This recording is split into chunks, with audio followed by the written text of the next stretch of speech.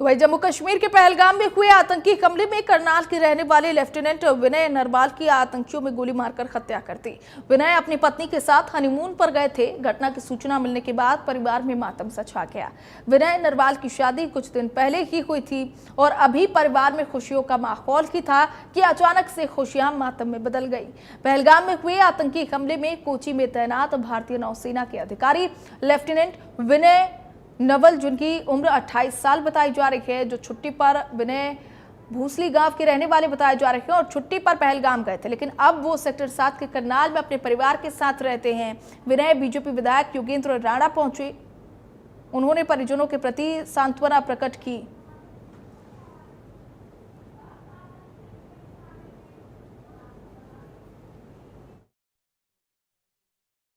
Phone आया था मधुबन थाने से एसपी ऑफिस से कि आपके गांव का लेफ्टिनेंट कर्नल के पद पे कार्यरत था नेवी में।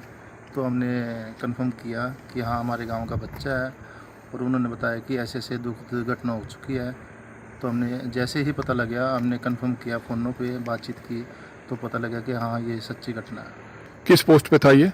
Lieutenant colonel. और शादी कब हुई थी? जस्ट अभी 1 हफ्ता पहले। तो हनीमून पे गया था जी? हाँ हनीमून पे गए थे बच्चे घूमने। तो पत्नी ठीक है इनकी? हाँ पत्नी ठीक है। यही सुनने में आ रहा है कि जो भी आतंकी हमला हुआ है वो जेंट्स के ऊपर हुआ है। लेफ्टिनेंट के पद पर चाहिए। तो अभी 13 तारीख की यहाँ शादी की थी उन्होंने, तो अभी हनीमून के लिए गए थे वहाँ।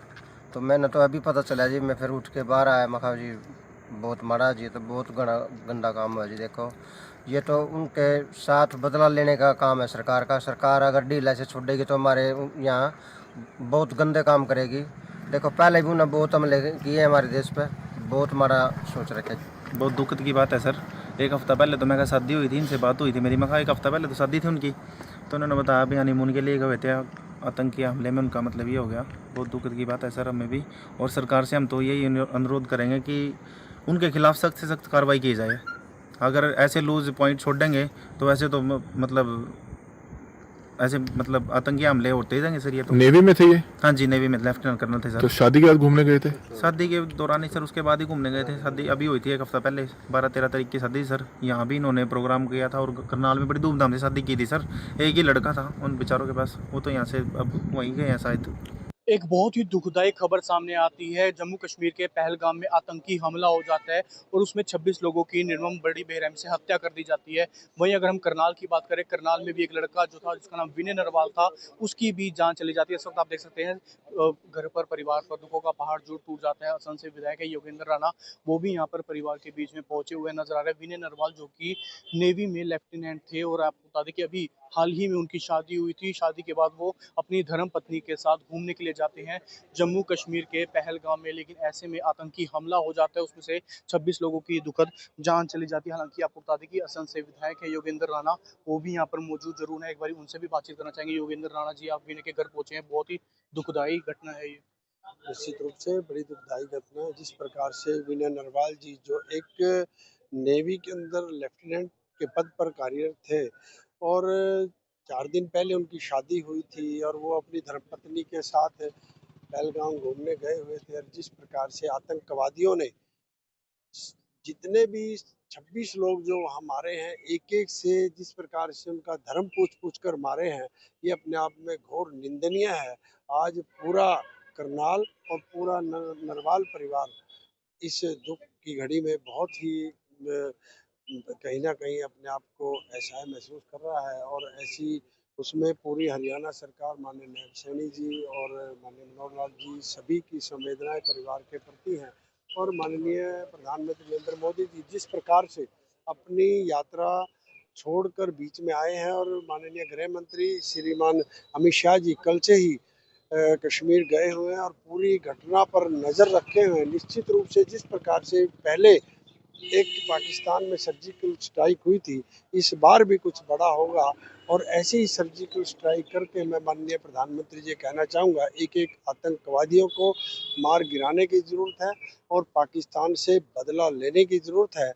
क्योंकि जिस प्रकार से उन्होंने जो वहाँ के कश्मीर के लगभग जितने भी व्यापारी थे, चाहे वो दुकानदार थे, चाहे रेडी वाले थे, चाहे घोड़े वाले थे, चाहे टैक्सी वाले थे, चाहे होटल वाले थे, सभी का कारोबार पिछले 4-5 साल से बहुत अच्छा चल रहा था, और उन्होंने भी आज जिस प्रकार से बंद का जो आह्वान किया हुआ है, ये अपने आप में एक आतंकवाद के खिलाफ एक आवाज़ है जो पहली बार कश्मीर से भी उठ रही है।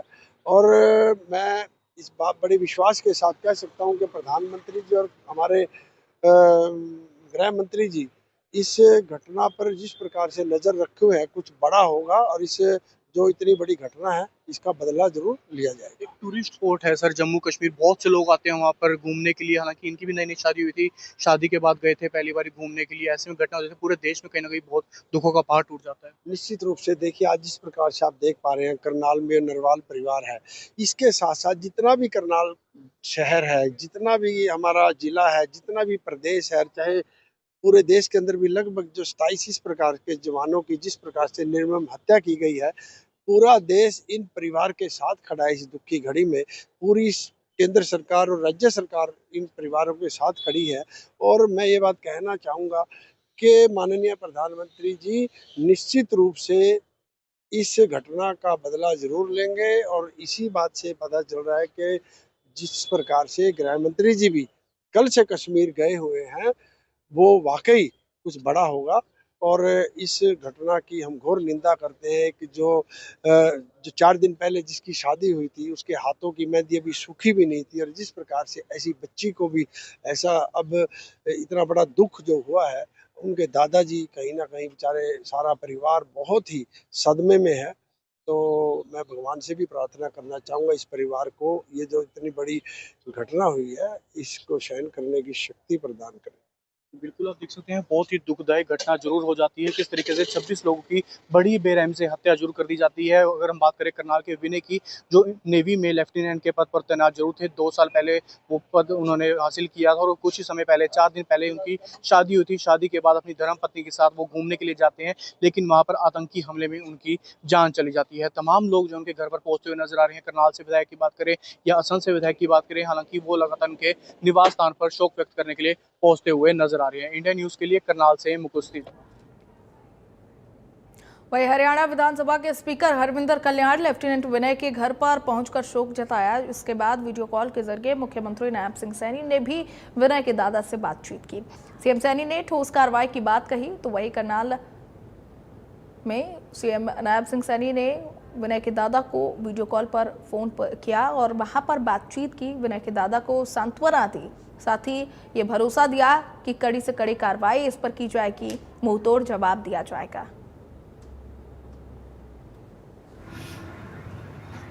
एक बहुत ही दुखद घटना है, और इसकी जितनी निंदा की जाए उतनी थोड़ी है। आज पूरा देश और पूरी दुनिया इस घटना की निंदा कर रहा है। जिस प्रकार से बेकसूर नागरिकों को इस प्रकार से गोलियों से भूना गया, मैं समझता हूं कि ये एक मानवता के ऊपर जो हमला है, हमारे पास शब्द नहीं है जो एक इस प्रकार का ये जो अंजाम जिन्होंने दिया है। निश्चित रूप से उनके खिलाफ बहुत सख्त कार्रवाई होगी। और विनय जो हमारा बच्चा था,